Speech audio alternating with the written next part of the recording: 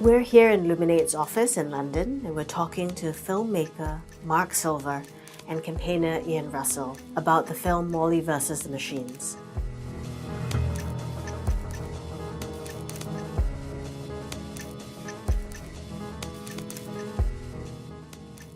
When you approached our team, when you approached Luminate about this idea, we knew that the story really had to be told. Like Molly's story really is like a story of reclaiming humanity from the machine. The structures that will keep us safe and be beneficial for humankind in the future, you have to have that momentum, and that comes from people. Luminate was so proud to support this film. We're discussing here today how philanthropy can support important stories like this to be told.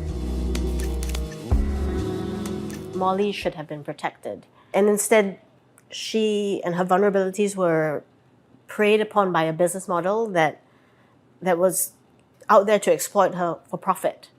I certainly made assumptions as a parent that companies would have to behave in a safe way, that society wouldn't allow them to behave in such a predatory way. And it was, of course, the worst and most horrible of wake-up calls. And when we looked into why, we very quickly found there was a fundamental change in about 2016 when she was first looking at social media, when the algorithmic engagement-based recommendations were being applied for the first time. I think very few of us had a vocabulary, both visual and in language, that allowed us to be able to see what was happening and talk about what is happening literally behind the scroll. What we tried to do in the film, was rebuild the bedroom from the perspective of the machine, bringing visibility to this invisible system.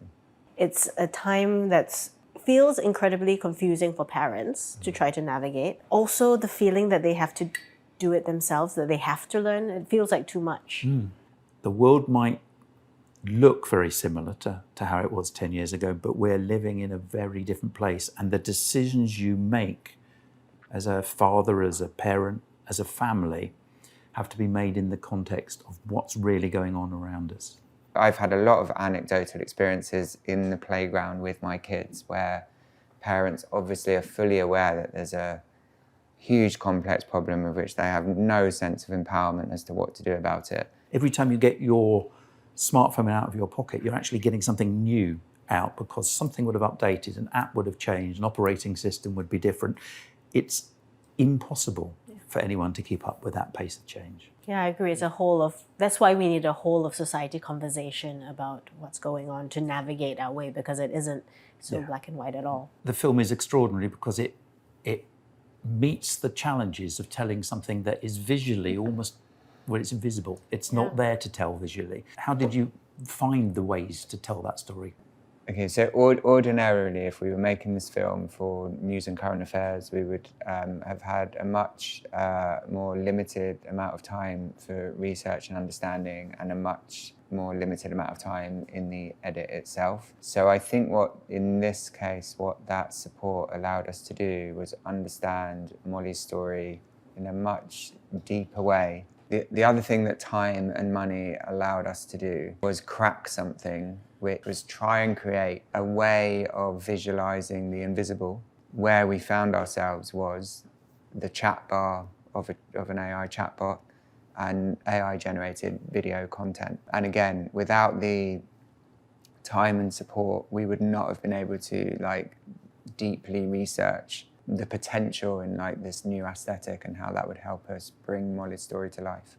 I mean, I think part of why we as a philanthropic foundation looked at supporting this story was the film, Molly's story, and the visualization of it and the storytelling of it is something that can touch people's hearts.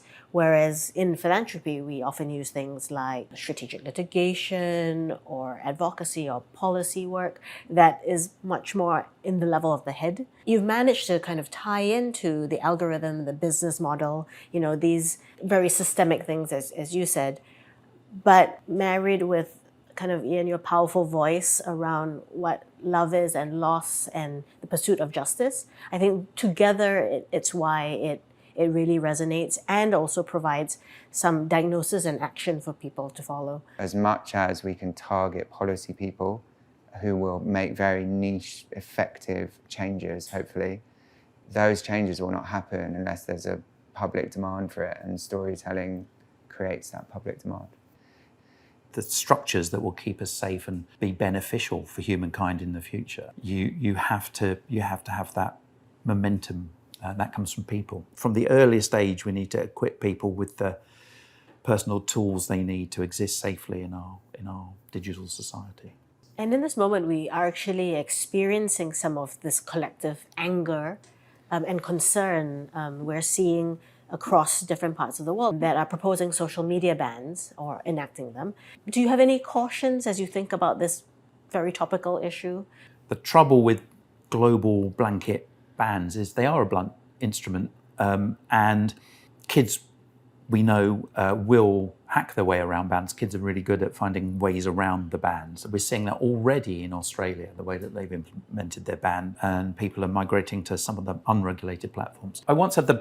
I was privileged enough to meet Tim Berners-Lee, and I asked him what should be done to prevent tragedies like Molly's. And he said, the World Wide Web is broken. Nations need to do something to fix it. Corporations, companies need to do something to fix it and behave responsibly. And individuals also need to take responsibility. It's not like social media was the end. Clearly, we're facing now kind of AI, which is going to supercharge some of the issues because it's as addictive and as reliant on the attention economy, but also probably has a component that because it's anthropomorphized, it's human-like, you feel an attachment to it. And so we might not just have an attention deficit issue, we'll also have this attachment disorder. The only way to build antidotes to that problem is through culture change and narrative change. Because if we don't understand these kind of issues at a base level, we're not going to get anywhere near the policy change stuff. It's really powerful that you were willing to share your story with the world in this way, because I think it is a kind of, we need a shot in the arm to do something, and this really contributes to that. I think we just felt the story needed to be told because we'd learned very many painful lessons because of Molly. We might have made different parenting decisions. We saw the world very differently after, as we learned more about the way it really works. I hope it makes a difference, and I hope it just, as much as anything, I hope it starts a conversation so that the world we move into in the future is a world where differences of opinion matter less. We aren't so easily set against each other. There's a line in the film that Ian shared about Molly's nature, personality, about when something is unjust, she would shout about it. Yeah. She never wanted to be the centre of attention, and she'd sit quietly, and her eyes would flick between the people in a conversation. Most of the time she'd not say anything. But if she ever felt something was wrong, she'd say, usually to me, "Stop it, Dad," quite forcefully. And I'd sit back in my seat. She didn't flinch from saying, perhaps we all need to do that a little bit more. And I feel like in ways that no one else will ever know, but the film is in some way like a baton passing, from Molly's stance, that now like other people can take that baton and do things about things which aren't right. Yeah. Thank you. Yeah. Thank you. Thank you.